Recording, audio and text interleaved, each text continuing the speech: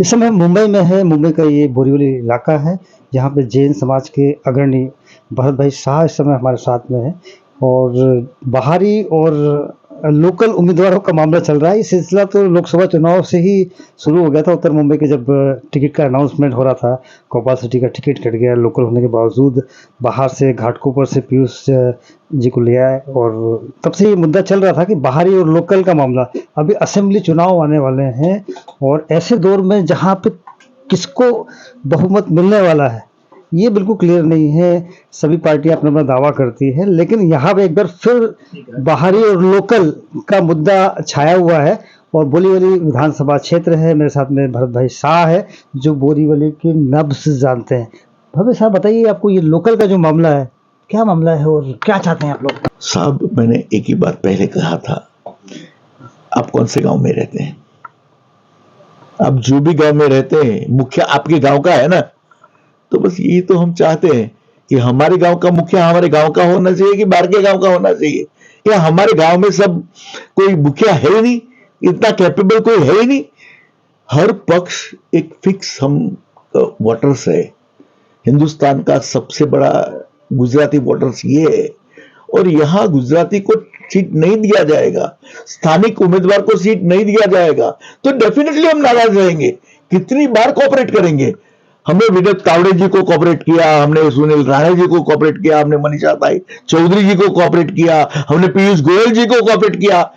अब हमारी बारी है, और मैं दावे के साथ कहता हूं कि और यदि हमारे स्थानिक उम्मीदवार को सीट नहीं दिया तो हम हमारे उम्मीदवार को खड़ा करेंगे और बाकायदा जिताएंगे।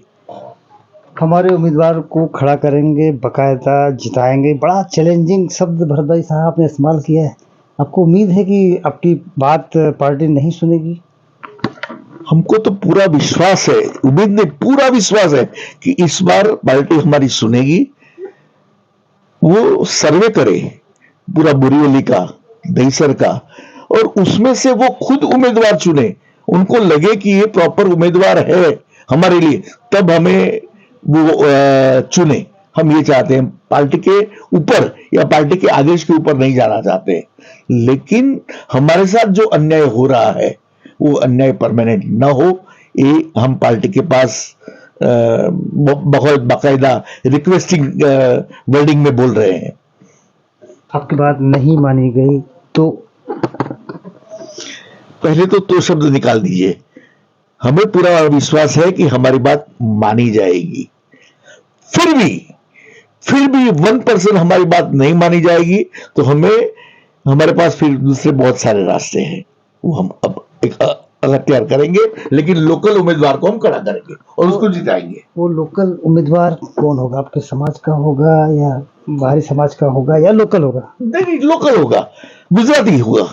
पहले हम गुजराती समाज के कैंडिडेट को खड़ा करेंगे, क्योंकि गुजराती बहुत संख्यक ये बोरीवली कॉन्स्टिट्यूटी है, इसलिए हम गुजराती कैंडिडेट को खड़ा करेंगे। अगर गुजराती कैंडिडेट का गणित अगर देखें हम लोग, तो मैं ये समझना चाहूँगा साहब कि कितने कॉन्फिडेंट है कि इंडिपेंडेंट आप जो है सीट निकाल पाएंगे? पूरे 5 लाख के आसपास यहाँ पे असेंबली सीट है, और गढ़ माना जाता है भाजपा का ये। साहब, ये कई महीनों से, अंदर से तो कई सालों से, लेकिन कई महीनों से लोगों की चळवळ चालू हो गई है, एक चिंगारी शुरू हो गई है, अब वो आग पकड़ेगी। और मुझे पूर्ण विश्वास है कि हमारा कैंडिडेट कोई भी पक्ष से होगा वो जीतेगा। तो भाजपा के अलावा भी संभावना तलाश है दूसरी पार्टी में आप लोग? नहीं, हम देखिए, मैंने पहले भी बोला था कि मैं नरेंद्र मोदी जी का हनुमान जी हूं, तो हमें भाजपा की सीट मिलनी चाहिए। और हमने ब्लाइंडली भाजपा को कितने सालों से जीता है। अब हमें नहीं लगता कि नरेंद्र मोदी जी या अमित शाह जी या देवेंद्र फडणवीस जी हमारे साथ अन्याय करेंगे। मुझे पूरा विश्वास है। पूरा विश्वास है आपके साथ में इंसाफ होगा, और ना इंसाफी अगर हुई तो फिर आप मोर्चा संभालने के लिए तैयार हैं? बिल्कुल बिल्कुल बिल्कुल बिल्कुल।